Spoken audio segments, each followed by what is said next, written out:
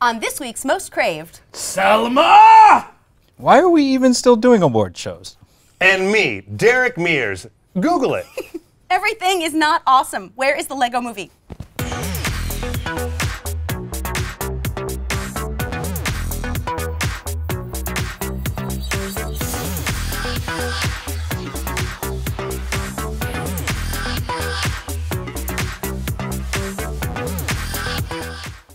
Hey guys, welcome to Most Craved. I'm Jenna Bush from Legion of Leia. I'm William Bibiani with Crave Online. Hey. And I'm Silas Lesnick with ComingSoon.net. And we are here with special guest Derrick Mears from Friday the 13th, Hansel and Gretel, Sleepy Hollow, and he's Kick Puncher. On Community. For one episode, but everybody loves it. Yes, we do. So tell us about your new thing. The new thing I'm crazy excited about, and I'm promoting, I have a new show called The Resistance, which is a live improv action comedy show where we improvise a complete action movie on stage, live in front of everybody. And there's crazy sound effects, fighting, people get hurt, but we tell a complete narrative story. It's whose line is it, anyways, with a narrative story. That's awesome. That's really That's awesome, so man. cool. That's so cool. What's like the weirdest thing you've ever had to do one about so far? Oh my gosh, there's 6 guys who do it. There are times when shirts go off, and you're like, There better be. I'm seeing this Sunday. I'm very excited. Oh my God, yeah. Especially the guys like a lot of action stuff, and some girls are like, oh, what about the love scenes? And there's 6 guys going, all right, here we go. This is going to be great. So you really get to know your other performers very well, very well. Well, Derrick is here to give us the inside actors' opinion and stuff, because the Oscar nominations came out this morning when we're recording this, and a lot of people are pissed, and as well they should be. A lot of things that we expected. Birdman and Grand Budapest Hotel led the nominations with 8 each, followed by Boyhood. Theory of Everything got a lot of nominations. Imitation Game got a lot of nominations, but there were a lot of crappy snubs. So crappy. Really, really crappy snaps. And what's interesting is that the one that I'm pissed off about the most actually isn't.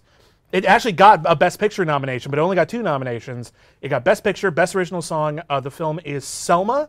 It's one of the best movies of the year. I think it's one of the most important movies in years. And it was. Everyone thought it was going to be a front runner. It's about an important historical event. It's about the civil rights marches in Selma, Alabama, in 1965, led to the Voting Rights Act. Feels very, very relevant. Got totally screwed. Now, okay, I saw it too, finally, and I absolutely loved it. I totally agree with all of that.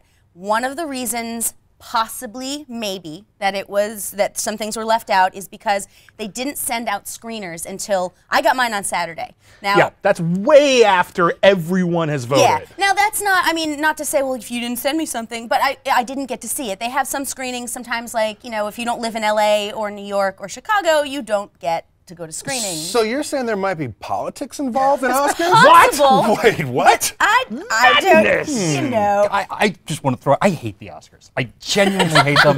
I hate award shows. The Oscars are like trying to turn movies into sports. And there's a reason I don't watch sports. Oh my God. This is the only.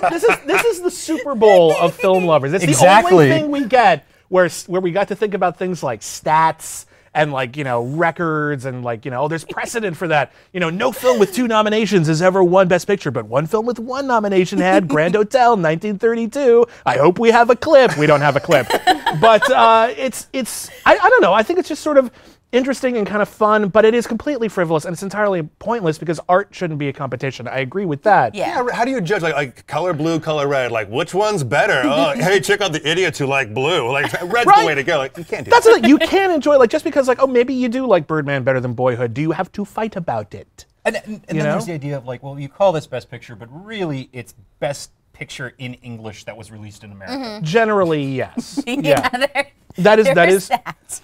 That is 100% true, and obviously, you know, they've got a history of snubbing like a lot of genre films, even the best genre films ever made. Most of them, it maybe got an Oscar nomination, but even that's rare. Like The Exorcist got a nomination, got a bunch of nominations, but that's really unusual for horror. You know, so look, the Oscars are skewed, but what the Academy does is they try to preserve films, not just with the Academy Awards, but just in general. They're worried about the legacy of cinema. And if the Oscars have any value, it's that they're trying to highlight cinema that a lot of people at home, not necessarily on these couches, haven't seen. and may have never even heard of in some cases.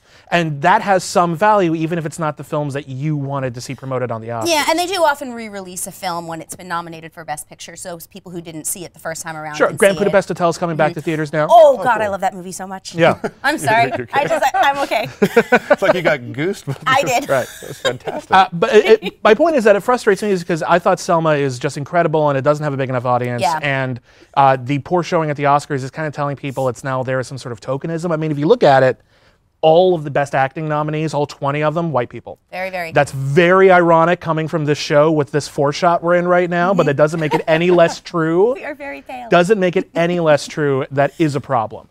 But anyway, I hope you see it. Please see it, and that's what really, really matters You absolutely should is that see it it. survives. You're pissed about something else. Okay, I know, of course it's animated movies for me, but Lego Movie was snubbed. And I absolutely loved this movie so much. And look, everyone else who was nominated, also awesome. But that particular one, I think it was completely different than what I expected. Obviously it was funny, obviously it was incredibly well done, but there was a beautiful message with it about being original and not conforming, and I'm really surprised that it wasn't in there. What's more is it's an animated, it wasn't nominated for Best Animated Film, which is a category that was sort of only created in the first place because the Academy wasn't ready to treat animated films like actual films. Yeah. And there's only like, I think there's only been 3 animated films ever nominated for Best Picture. Beauty and the Beast, Up, and Toy Story 3, right? Am I forgetting one? I think that's it. Okay. I think so. I'm going to That's it's really amazing rare. knowledge. Like, holy crap. This is what I do. Someone's putting in the comments, you forgot blank. You totally But but no, I remember when they announced it this morning because I got up early and I was with my podcast co-host and we were eating donuts and like going, what? No Lego movie? We thought maybe the Academy like had nominated for Best Picture because it has such a big following. Complete snub. Like it got Best Song nomination, which is probably going to win. But yeah, it's gone, and it was so prominent, and it was so critically loved, and yet at the same time, if you look at the Academy Awards as, again, trying to expose people to other films, everyone's seen the Lego Movie. People are now going, what the heck is Song of the Sea? What is The Tale of Princess Kaguya? Yeah, which 2 were incredible both movies. fantastic, Song of the Sea, fantastic movies, but fucking phenomenal movie. But now people might actually see those as opposed to just having their opinion about the Lego Movie confirmed. Maybe that's an upside. It's a small upside. Phil I'm Lord all right. and Chris Miller had a great tweet in Oh, did response they? to they actually had, they said, I don't mind, I have my own, and they had a statue made out of Legos. There was actually like a Lego That kit that I wish they sold, because it was so cool looking. Oh my God, I totally get that. That's totally amazing. Is there anything else that really struck you about the nomination? Someone who's left out, someone you're really happy you got? Selma director. Selma, Ava DuVernay. This woman, she's done a lot of TV. She's only done a couple of movies. This is her first big movie. You would not know what to look at Selma. Oh, absolutely not. Selma is the work of a master filmmaker on every level, and she would have been the first woman of color ever nominated for Best Director. I guess we don't need that. Oh yeah, not I guess important that's at all. fine, you know. But I mean, forget about like why we'd be nominating her. The movie is wonderful, and she did an incredible job, and she absolutely deserves to be on the list. Well, it just fascinates me that a movie could be nominated for Best Picture and nothing else really to speak of, as if like it's Best Picture, not because anyone did any great work on it. right, just cause of reasons. Derek, is there any movies that you were a huge fan of this year that you're really rooting for? Or? I am the wrong guest for this because Our expert. I have so many. I have a lot of screeners by my TV at home, but all I've been watching is like Bathroom, Zombie, Piranaconda, Nazi 4. Are you in that? Yeah. Because that sounds awesome. I want to pitch Which that right only now. got nominated for Best Score. Only got nominated for Best Score. No. I mean, I watch so many horrible B movies, and I'm trying to catch up on last year's like Oscar nominations. Like I did see Birdman, which I was really excited about. There you go. But also I watched Need for Speed right before that, so I'm I got sorry. them kind of confused. So I'm like, they were going, oh, Birdman for Keaton, and I'm like, is that what he's doing the radio DJ thing? I didn't understand that. I forgot about that. So yeah, I'm a monkey. Well, Not actually, that smart. but Birdman is such a huge film this year. It's one of the front runners. It's basically between that and Boyhood for Best Picture, probably. As an actor, how does Birdman strike you? Because it's all about actors and how people look at them and respond to them. It was funny because for me, like art imitating life, life imitating art, where they're playing like heightened versions of themselves.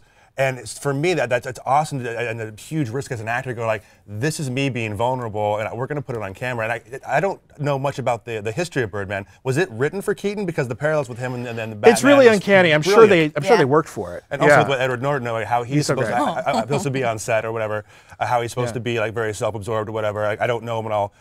He's a terrific actor, but to play that vulnerability and go like, hey, I'm going to play what you guys think I am in a heightened version is such a bold choice, and I really enjoyed the film. Oh, I thought that was incredible. Oh, all right, so everyone, thank you for watching Most Craved. We will be back next week with more stuff. I do want to give a quick shout out to our East Coast editor, Ed Douglas, who covers the Oscars for ComingSoon.net and does a great job. Thankfully, I don't have to. He's been so quiet today. Did you just thank someone for doing your work for you? No, he's our East Coast. He loves his the job. Oscars. He's great at it. And he's awesome. Okay, fair. It's his job. We're good. So everyone, Derrick, where can we see your show? We perform The Resistance. We perform every week at the Comedy Sports Theater. You can check us out on comedysportsla.com for the Sunday shows, or we have our own website at The Resistance Comedy. We're on Facebook, Resistance Comedy. We're all over the place, and the show has just been rocking and rolling. We've been selling out, and a bunch of different friends, celebrities, journalists have been showing up, and it's just been fantastic. All right, everybody, thank you for watching Most Crave. Follow us on Twitter. Woo. And we'll be back next week. Bye. Bye.